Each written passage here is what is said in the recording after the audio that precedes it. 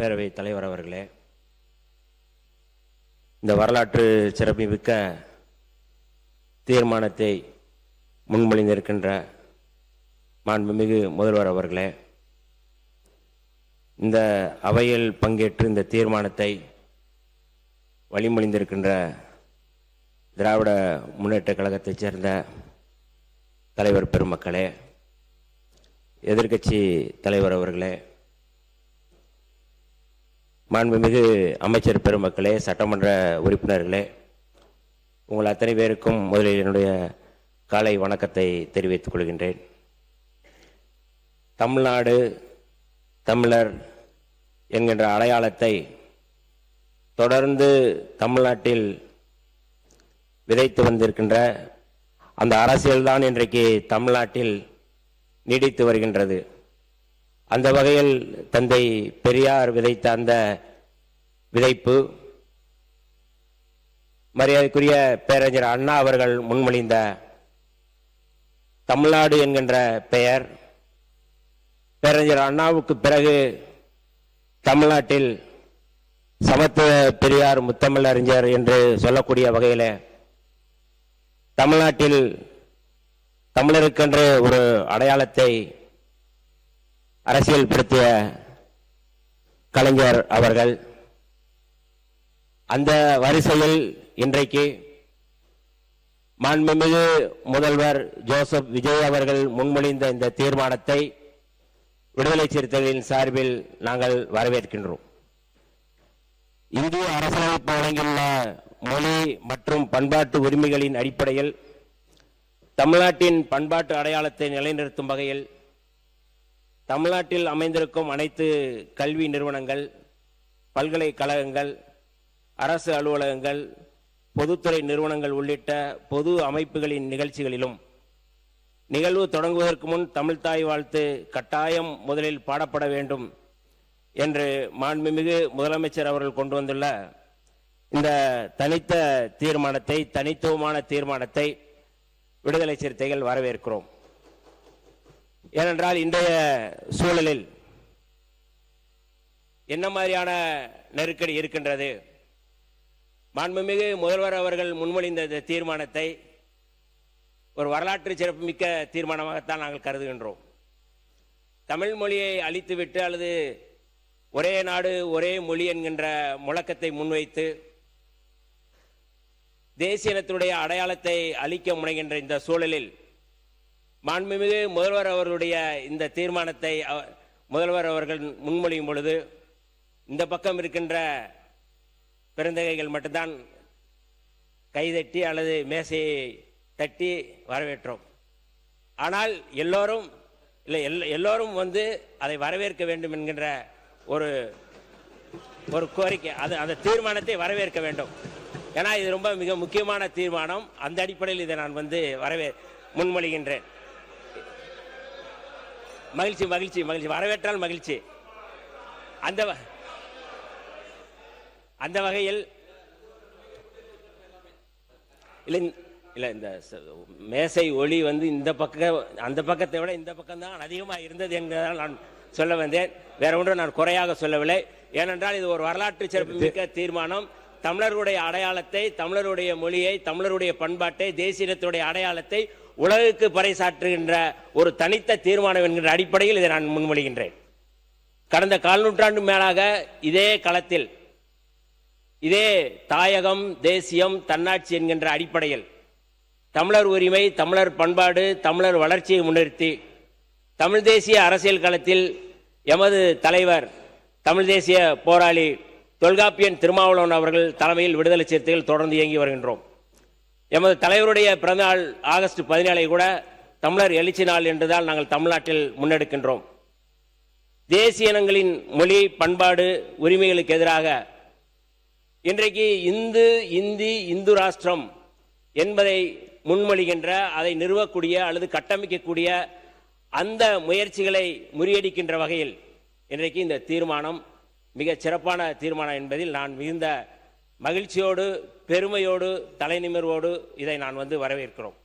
இன்னும் கூடுதலாக இன்றைக்கு ஒன்றிய அரசு வலுக்கட்டாயமாக திணித்து வரும் சூழலில் அதனை முறியடிக்கும் விதமாக இந்த ஆண்டு எமது தலைவர் எழுச்சி தமிழர் அவருடைய பிறந்த நாளில் உளுந்தூர்பேட்டையில் தமிழ் தேசிய எழுச்சி மாநாட்டை நாங்கள் நடத்தவிருக்கின்றோம். ஏன் இதை இங்கே சொல்கிறோம், இந்த சட்டப்பேரவையில் சொல்கிறோம் என்றால், இன்றைக்கு தமிழ் தேசியமும் திராவிடமும் வேறு வேறு என்று சொல்லி தமிழ் தேசிய அரசியலுக்கு எதிராக முன்வைக்கின்ற அபாயகரமான சூழலில் இந்த தீர்மானம் மிக முக்கியமான தீர்மானம். அந்த தீர்மானத்தை ஒட்டி எங்களுடைய அரசியல் செயல்பாடுகளும் இருக்கிறது என்பதால் இதை நாங்கள் வரவேற்கின்றோம்.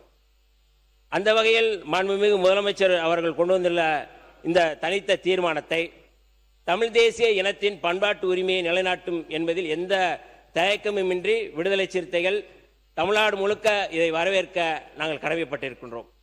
கன்னட தேசிய இன மக்கள் தங்களுடைய தேசிய இனத்தின் கொடியாக பாவித்து அதனை அனைத்து பொது மற்றும் கலாச்சார நிகழ்வுகளிலும் ஏற்றி வருகின்றனர். அவர்களுக்கென்று ஒரு தனித்த அடையாளத்தோடு ஏற்றி வருகின்றனர். மொழிவாரி மாநிலம் பிரிக்கப்படும் பொழுது நவம்பர் 1, 1956 அன்று ஆண்டுதோறும் அம்மாநில கொடியை மாநிலமெங்கும் பறக்க விடுகிறார்கள். நாம் இன்றைக்கு இந்த தீர்மானத்தை முன்மொழிகின்ற போது எங்கள் பகைவர் எங்கோ பறந்தார், இங்குள்ள தமிழர் ஒன்றாவதல் கண்டு என்கின்ற முழக்கம் இன்றைக்கு தேவைப்படுகின்றது. அப்படியான ஒரு தனித்த தீர்மானத்தை இன்றைக்கு முன்மொழிந்திருக்கிறார்கள். நாம் இந்த சூழலில் நான் சொல்லக்கூடிய ஒரே ஒரு நிறைய நல்ல செய்தி நிறைய சொல்லிட்டீங்க, போதும். ஏன்னா மற்றவர்கள்லாம் பேச நிறைய பேருக்கு வாய்ப்பு அளிக்க வேண்டும். மாண்பு அமைச்சர் அவர்கள் பிரபாகரன் அவர்களே இதை தடுக்கலாமா? இல்லை, அந்த பெயர் கொண்டவர் மேதகு பேரவைத் தலைவர் பிரபாகர் அவர்கள் எதை எந்த நேரத்தில் சொல்ல வேண்டும், இல்லை எதை எந்த நேரத்தில் சொல்ல வேண்டும் என்பதை பிரபாகர் நன்றாகவே அறிந்திருக்கிறார். மேதகு பேரவைத் தலைவர் அவர்களே, என்னுடைய உரைக்கு நீங்க தடை போடலாமா? தமிழ் தேசிய இனத்தின் உரிமைகளுக்கு எதிராக யார் வந்தாலும் எங்கிருந்து வந்தாலும் அவர்களுக்கு பாவேந்தர் பாரதிதாசனுடைய வரிகளை மட்டும் சொல்லி நான் நிறைவு செய்ய விரும்புகின்றேன். பொங்கு தமிழருக்கு இன்னல் விளைத்தால் சங்காரம் நிசமன சங்கே முழங்கு என்கின்ற முழக்கத்தை முழங்கி மாண்புமிகு முதல்வர் அவர்கள் முன்னெடுத்த இந்த வரலாற்று சிறப்புமிக்க இந்த தீர்மானத்தை நாங்கள் வரவேற்கிறோம். விடுதலை சிறுத்தைகள் சார்பாக வரவேற்கின்றோம். வாழ்க தமிழ்நாடு, வெல்க தமிழ் என்று சொல்லி வாய்ப்புக்கு நன்றி கூறி விடைபெறுகிறேன். நன்றி, வணக்கம். அந்த தீர்மானத்தை நாம் அனைவரும் ஒருமனதாக ஏற்றுக்கொள்ள வேண்டும் என்கிற முக்கியமான செய்தியை மாண்புமிகு முதலமைச்சர் அவர்கள் தன்னுடைய தனி தீர்மானத்தை சபையிலே வைத்திருக்கிறார்கள். அனைவரும் ஒன்று கூடி நாம் ஆதரிக்க வேண்டும் என்கிற செய்தியை தெரிவித்து நான் எனது உரையை தொடங்குகிறேன். மாண்புமிகு பேரவைத் தலைவர் அவர்களே, தமிழ் மொழி பலவாறாக பல உரைகளிலும் நடைமுறைகளிலும் அறியப்பட்டிருக்கிறது.